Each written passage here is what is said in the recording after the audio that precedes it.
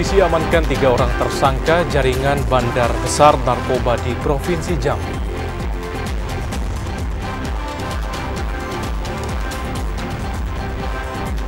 KPU Muaro Jambi telah merampungkan perakitan ribuan kotak suara. Polda Jambi menggelar konferensi pers terkait kasus pembunuhan dan perampokan sopir travel asal Tanjung Jabung Barat.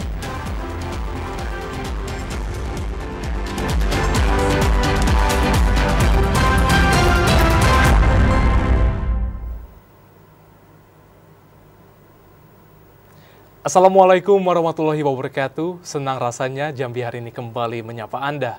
Edisi Sabtu 12 Oktober 2024. Selain 3 topik utama tadi, redaksi kami juga telah menyiapkan sejumlah informasi penting dan menarik lainnya untuk Anda. Bersama saya, Kerani Utari. Dan saya Dapur Silalahi, kita jelang Jambi hari ini selengkapnya. Kita awali Jambi hari ini, saudara, dengan tema menuju Pilkada tahun 2024. 1.591 kotak suara telah rampung dikerjakan oleh KPU Muaro Jambi dan kotak suara yang telah dirakit tersebut disimpan di gedung KPU Muaro Jambi dengan pengamanan ketat oleh kepolisian. Setelah 3 hari melakukan perakitan, akhirnya Komisi Pemilihan Umum Kabupaten Muaro Jambi merampungkan 1.591 kotak suara untuk pemilihan gubernur dan wakil gubernur, bupati dan wakil bupati pada 27 November mendatang. Komisioner KPU Muaro Jambi Divisi Perencanaan Data dan Informasi Rika Kurniati Nasution mengatakan, dari jumlah kebutuhan 1.614 kotak suara, KPU Muaro Jambi masih kekurangan 23 kotak suara. Kekurangan ini disebabkan ada kotak suara yang ditemukan rusak. Meski ada kekurangan, namun tidak menjadi hambatan KPU dalam menyukseskan pelaksanaan Pilkada serentak 2024. Ribuan kotak suara yang telah dirakit tersebut kini tersimpan rapi di gedung KPU Muaro Jambi yang dikawal ketat pihak kepolisian. Tidak mengganggu karena proses ini kita juga masih menunggu surat suara yang akan dikirimkan sehingga masih bisa tidak mengganggu.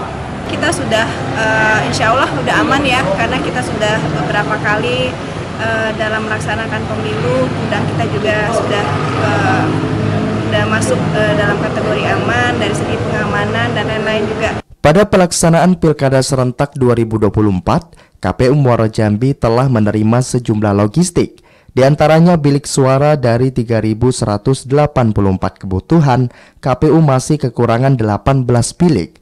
Kemudian segel kertas dari kebutuhan 38.717 lembar, sebanyak 280 lembar yang belum terpenuhi.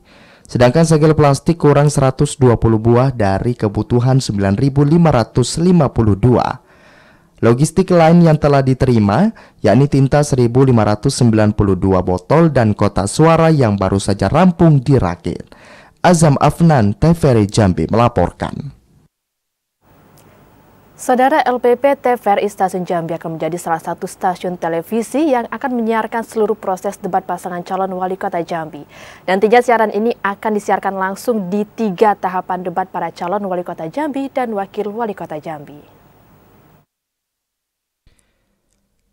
TVRI Jambi menjadi salah satu televisi yang akan menyiarkan seluruh debat pasangan calon wali kota Jambi dan wakil wali kota Jambi yang diselenggarakan oleh KPU Kota Jambi. Dijadwalkan debat pasangan calon wali kota Jambi ini berlangsung selama 3 tahapan, yakni pada 3, 8, dan 13 November 2024.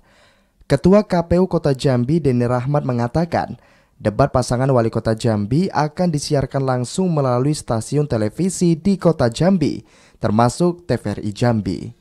Siaran langsung debat pasangan calon wali kota Jambi diharapkan dapat menjadi referensi masyarakat kota Jambi untuk melihat visi misi pasangan calon untuk memimpin kota Jambi ke depannya. Insyaallah KPU Kota Jambi akan melakukan debat, itu akan kita fokuskan di bulan November, tepatnya di tanggal 3 November untuk debat calon wali kota, tanggal 8 November untuk debat calon wakil wali kota, dan tanggal 13 November untuk debat pasangan calon wali kota dan wakil wali kota. Adapun yang sudah KPU lakukan saat ini, KPU Kota sudah menunjuk 5 orang tim perumus untuk kegiatan debat gitu. Dimana salah satu tugas dari tim perumus itu salah satunya adalah merekomendasikan terkait dengan kegiatan-kegiatan debat lah kan, termasuk dalam hal ini hal panelis dan lain-lain sebagainya gitu. Pada debat tersebut, KPU Kota Jambi telah menetapkan 5 orang tim perumus yang terdiri dari 3 orang akademisi, masyarakat, dan profesional. Asyar, TVRI Jambi melaporkan. Mendukung kelancaran rekam cetak KTP elektronik untuk masyarakat, Dinas Dukcapil Batanghari telah menyediakan 8.000 belangko KTP elektronik dan saudara belangko tersebut akan diprioritaskan bagi pemilih pemula maupun masyarakat yang baru akan melaksanakan perekaman. Pelaksanaan rekam cetak KTP elektronik saat ini terus gencar dilakukan Dinas Dukcapil Batanghari dalam mempercepat pelayanan data kependudukan. Mendukung proses tersebut, pihak Capil menyediakan sejumlah belangko yang diperlukan dengan jumlah mencapai 8.000 keping. Kepala Dinas Dukcapil Batanghari, Reflizer, mengatakan kebutuhan belangko ini akan diprioritaskan kepada masyarakat yang baru melaksanakan perekaman maupun pindah domisili serta pemilih pemula. Sejauh ini untuk memaksimalkan rekam cetak KTP elektronik, pihaknya terus mendatangi sejumlah wilayah dan sekolah yang masyarakatnya belum mengurus data kependudukan. Reflizer juga mengatakan, dengan ketersediaan 8.000 belangko KTP elektronik ini dapat mencukupi kebutuhan perekaman sehingga masyarakat khususnya pemilih bisa mendapatkan legalitas kependudukannya untuk dapat digunakan saat hari pemilihan nanti. Adi Juniawan, TVRI Jambi melaporkan. Informasi lainnya, saudara, polisi kembali amankan 3 orang terkait jaringan bandar besar narkoba di Provinsi Jambi. Ketiganya juga bakal dikirim ke Jakarta untuk pengembangan kasus. Tim gabungan Ditipid Narkoba Bareskrim Polri dan Polda Jambi kembali mengamankan 3 gerbong narkotika di Jambi. Ketiganya merupakan jaringan H yang sebelumnya ditangkap di Jakarta. Kabid Humas Polda Jambi Kombes Pol Mulia Priyanto menjelaskan ketiganya berinisial T, A, dan M diringkus polisi di wilayah kota Jambi pada hari Jumat kemarin. Saat ini tim masih mengumpulkan barang bukti untuk menguatkan kasus tersebut. Nantinya ketiga pelaku dibawa ke Jakarta untuk pemeriksaan lebih lanjut. Sebelumnya tim gabungan Ditipid Narkoba Bareskrim Polri dan Ditres Narkoba Polda Jambi mengungkapkan kasus besar peredaran narkoba di Provinsi Jambi. Seorang bandar besar narkoba berinisial H diringkus polisi di Jakarta. Dari hasil pengembangan, 8 orang saudara serta kaki tengah H akhirnya diringkus polisi. Ari Haryono, TVRI Jambi melaporkan. Ya, saudara, Polda Jambi menggelar konferensi pers terkait dengan kasus pembunuhan dan perampokan sopir travel asal Tanja Barat. Dalam konferensi pers tersebut, polisi menunjukkan barang bukti yang disita polisi dan juga tersangka. Sejumlah barang bukti terkait kasus pembunuhan dan perampokan sopir travel asal Tanjabar Matnur dikeluarkan penyidik Ditreskrimum Polda Jambi. Barang bukti tersebut berupa pakaian, alat yang digunakan, barang curian, hingga foto 2 pelaku lainnya yang kini masih buron. Dari hasil pemeriksaan tersangka HS, para pelaku menghabisi nyawa Matnur untuk menguasai harta benda termasuk mobil. Saat ini keberadaan 2 tersangka lainnya dan barang bukti mobil masih dicari. Akibat perbuatannya, pelaku dikenakan pasal 365 KUHP tentang pencurian dengan kekerasan junto pasal 338 KUHP tentang pembunuhan dengan ancaman pidana penjara hingga 15 tahun. Sebelumnya seorang sopir travel bernama Matnur alias Inun, warga Kuala Tungkal, Kabupaten Tanjung Jabung Barat, Jambi, dilaporkan hilang saat bekerja membawa penumpang tujuan Sumatera Selatan. Matnur dikabarkan hilang kontak sejak Senin 9 September 2024 saat membawa penumpang dari Kuala Tungkal, Kabupaten Tanjung Jabung Barat. Namun pada Rabu, jasad Matnur ditemukan di wilayah Bayung Lencir, Sumatera Selatan. Ari Haryono, TVRI Jambi melaporkan. Kanwil Kemenkumham Jambi mendorong pemerintah daerah untuk menciptakan Desa Sadar Hukum. Desa Sadar Hukum ini perlu diciptakan untuk memberikan pemahaman kepada masyarakat terkait dasar-dasar hukum. Kanwil Kemenkumham Jambi mendorong pembentukan Desa Sadar Hukum di seluruh kabupaten kota di Provinsi Jambi. Pembentukan Desa Sadar Hukum ini sangat perlu ditingkatkan untuk memberikan pemahaman kepada seluruh masyarakat tentang hukum pidana. Kepala Kantor Wilayah Kementerian Hukum dan HAM Jambi, Eli Yuzar mengatakan, berlatar belakang jumlah warga binaan di lapas dan rutan yang cukup tinggi, Kanwil Kemenkumham Jambi mendorong kepada seluruh kepala daerah di kabupaten kota untuk menciptakan Desa Sadar Hukum. Sejak dimulai pada tahun 2019, dari 1.583 desa kelurahan yang ada di Provinsi Jambi, 20 desa diantaranya telah ditetapkan sebagai Desa Sadar Hukum.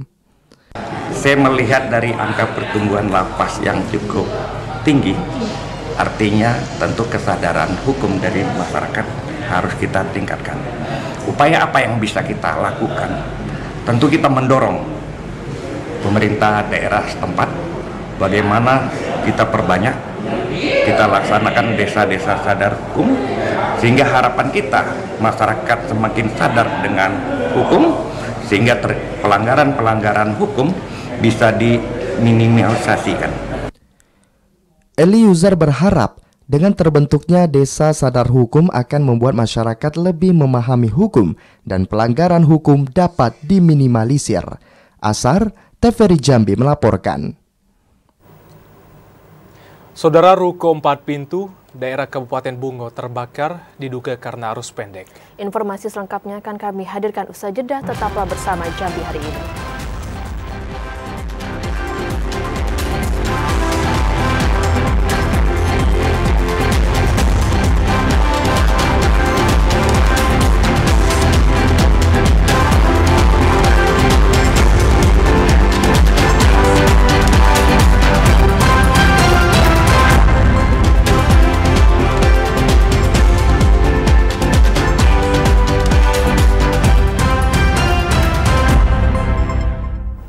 Terima kasih Anda masih menyaksikan Jambi hari ini.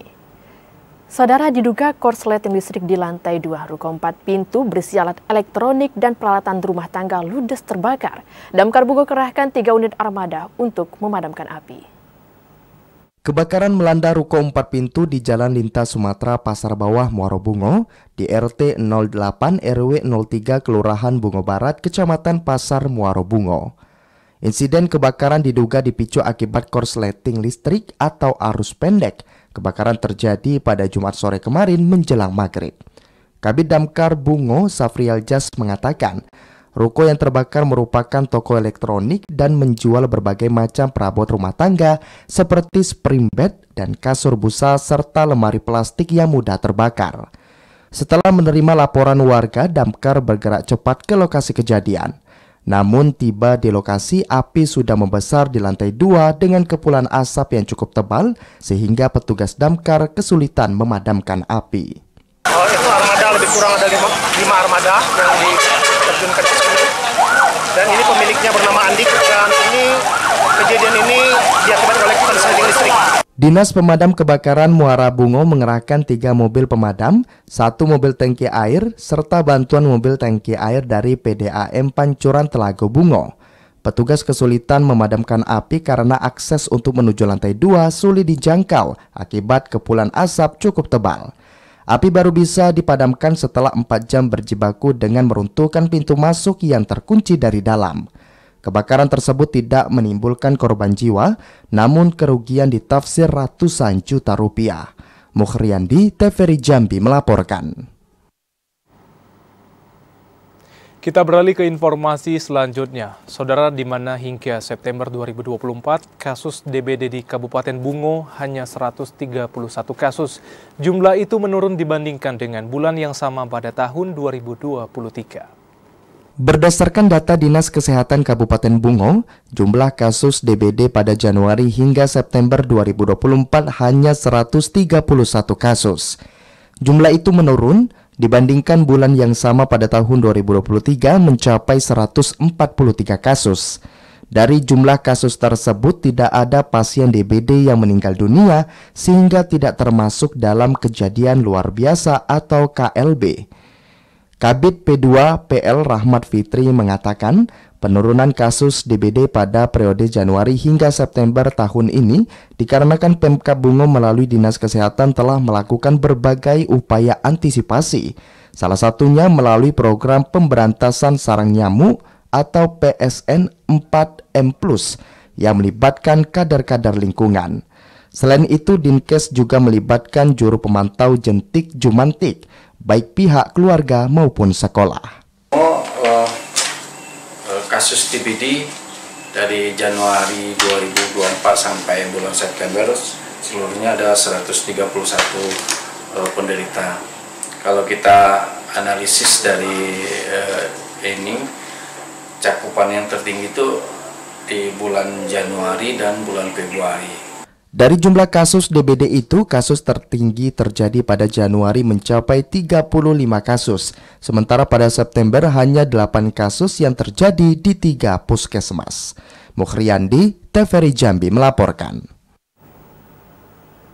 Pemerintah Kota Jambi mulai melakukan perbaikan jalan rusak di Kebun Kopi, Kecamatan Jambi Selatan, Kota Jambi. Informasi selengkapnya akan disampaikan kontributor TVRI Jambi, Joko Prasetyo.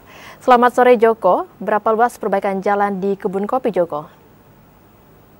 Ya, baik. Terima kasih, Herani. Dapat saya sampaikan, memang pemerintah Kota Jambi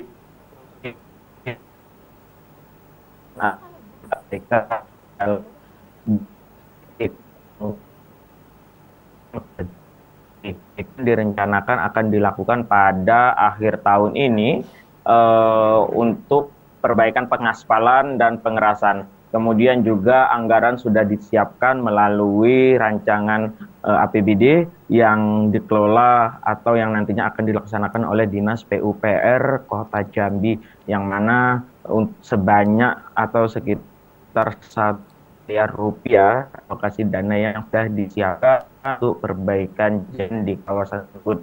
Kita memang jalan sekitar hampir 200 meter ini mengalami kerusakan yang mana nantinya bisa membahayakan pengendara atau pengguna jalan di kawasan tersebut, karena dari pengakuan masyarakat setempat memang kerusakan jalan itu dapat mengganggu aktivitas yang mana bisa menyebabkan kemacetan, kemudian juga menjadi daerah yang rawan kecelakaan. Karena dari beberapa hari lalu masyarakat setempat mengatakan bahwa telah terjadi kecelakaan yang hingga menyebabkan meninggal dunia di kawasan jalan tersebut. Untuk saat ini proses masih terus dilakukan oleh pemerintah Kota Jambi dalam proses perbaikan jalan tersebut.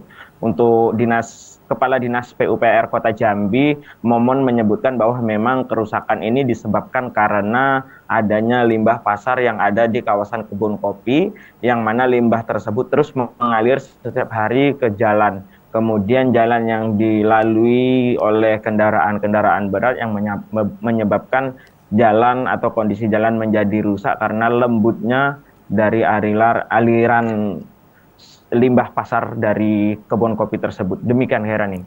Baik, Joko. Lalu berapa alokasi anggaran yang disiapkan pemerintah Kota Jambi untuk perbaikan jalan di Kebun Kopi, Joko?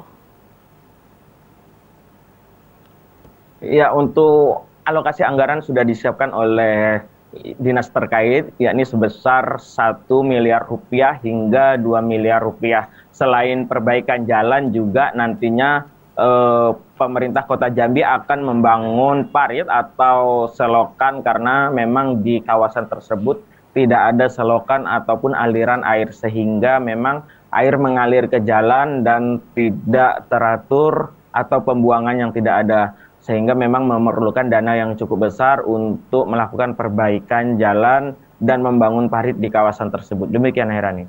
Baik, terima kasih atas laporan Anda, Joko. Selamat sore dan selamat bertugas kembali.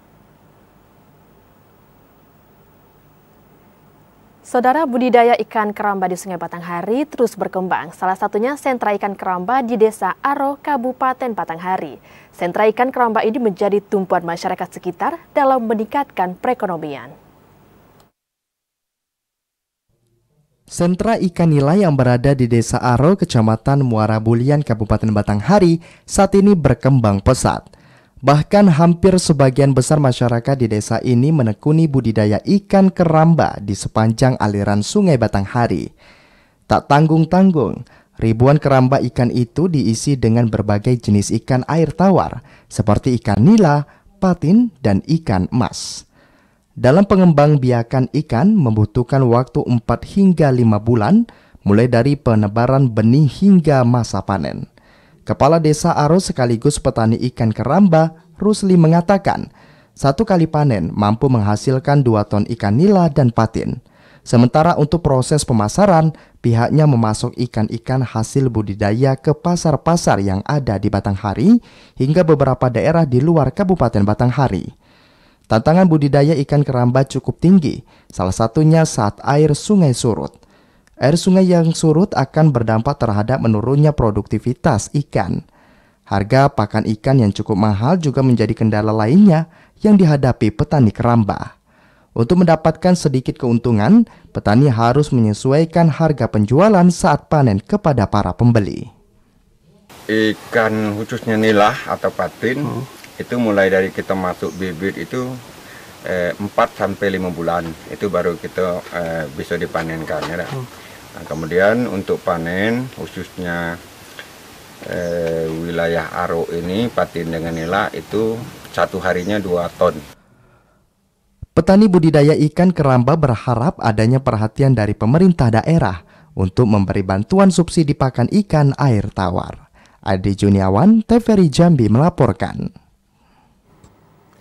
Setiap orang memiliki kelebihan dan kekurangannya masing-masing, termasuk para penyandang disabilitas.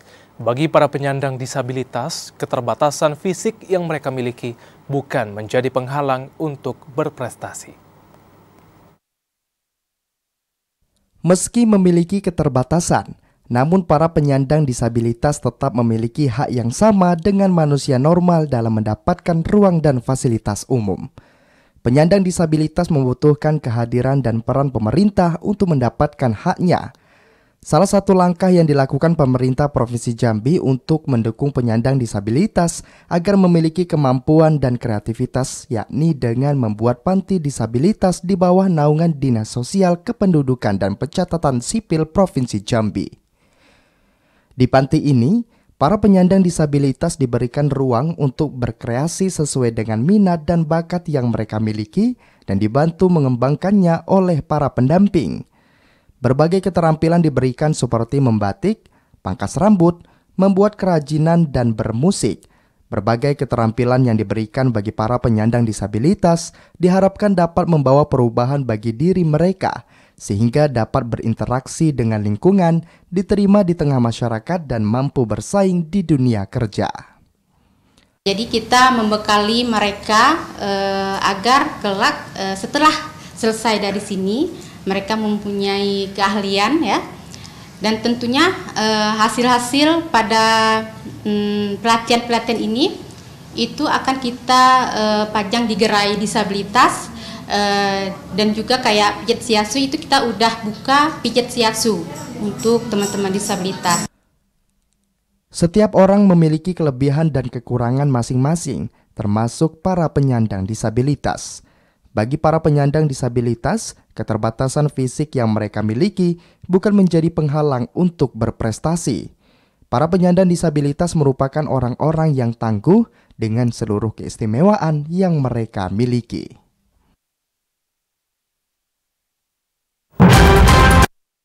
PJS Gubernur dorong konsorsium pendidikan susun strategi cetak SDM unggul. Informasi selengkapnya akan kami hadirkan usai jeda, tetaplah bersama kami.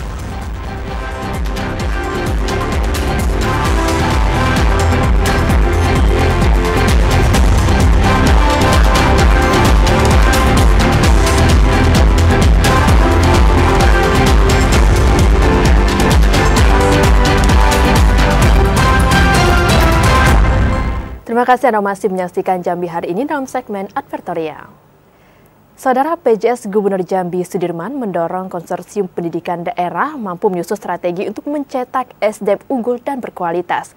Konsorsium pendidikan daerah menjadi wadah efektif untuk menyelesaikan berbagai isu maupun permasalahan pendidikan di daerah. Pemerintah Provinsi Jambi mendorong konsorsium pendidikan daerah dapat menyusun strategi dalam mencetak sumber daya manusia unggul dan berkualitas serta berkesetaraan gender. Hal itu disampaikan PJS Gubernur Jambi Sudirman saat membuka rapat koordinasi pembentukan konsorsium pendidikan daerah Provinsi Jambi tahun 2024. Sudirman mengatakan, pemerintah Provinsi Jambi memberikan perhatian besar dalam peningkatan kualitas sumber daya manusia daerah. Salah satu tujuan pembangunan tersebut bahkan telah dituangkan dalam misi ketiga Jambi Mantap, yakni memantapkan kualitas sumber daya manusia. Hadirnya konsorsium pendidikan ditargetkan dapat berkontribusi besar pada peningkatan kualitas pendidikan di seluruh daerah.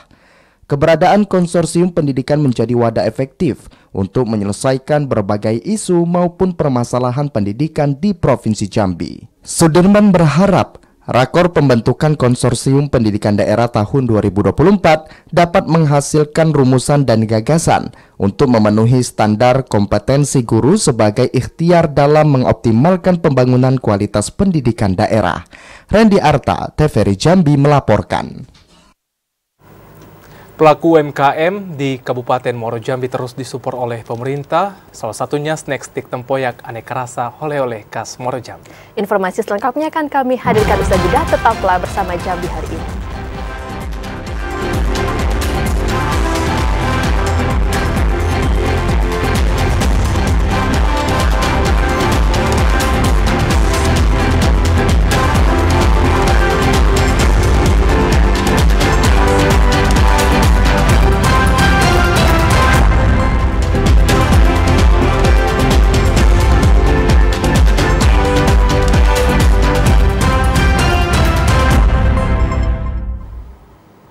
Terima kasih saudara, Anda kembali bersama kami.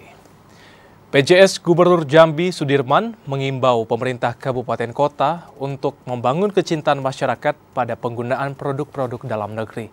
Saudara, membangun kecintaan pada produk-produk lokal hasil UMKM tentunya akan memberikan dampak positif pada peningkatan kesejahteraan masyarakat. Gerakan Nasional Bangga Buatan Indonesia Gernas BBI menjadi salah satu strategi yang terus diimplementasikan pemerintah pusat untuk meningkatkan konsumsi produk dalam negeri agar memberi kontribusi nyata pada peningkatan perekonomian negara. Strategi itu juga terus dilakukan pemerintah Provinsi Jambi untuk mengoptimalkan pembangunan perekonomian dan pendapatan daerah. Membangun kecintaan pada produk-produk lokal hasil usaha mikro kecil dan menengah akan memberikan dampak positif pada peningkatan kesejahteraan masyarakat. Penjabat sementara Gubernur Jambi Sudirman mengatakan, masyarakat sebagai konsumen tidak perlu ragu untuk membeli produk dalam negeri. Kualitas maupun kuantitas hasil produksi lokal dinilai sangat siap untuk bersaing dengan produk-produk impor asal luar negeri. Penggunaan produk lokal akan memberikan keuntungan ekstra baik dari segi harga maupun kualitas. Untuk meningkatkan konsumsi produk dalam negeri, Sudirman mengimbau pemerintah kabupaten kota seprovinsi Jambi untuk membangun kecintaan masyarakat pada penggunaan produk-produk lokal. Bangga produk sendiri itu terus digelorakan, tidak perlu memberi produk-produk asing. Kita masih bisa memproduksi sendiri karena berkorelasi dengan nanti peningkatan ekonomi, pendapatan daerah ya ketika kita menggunakan produk sendiri. Menggelorakan Gerakan Nasional Bangga Buatan Indonesia menjadi langkah inisiatif untuk memajukan dan meningkatkan kepercayaan diri bangsa terhadap potensi kualitas produk buatan dalam negeri. Randy Arta, TVRI Jambi melaporkan. Saudara, informasi tadi sekaligus mengakhiri Jambi hari ini. Terima kasih atas perhatian dan kebersamaan Anda. Saya Karani Utari. Dan saya Dapot Silalahi bersama dengan seluruh kerabat kerja yang bertugas pamit undur diri. Wassalamualaikum warahmatullahi wabarakatuh dan sampai jumpa.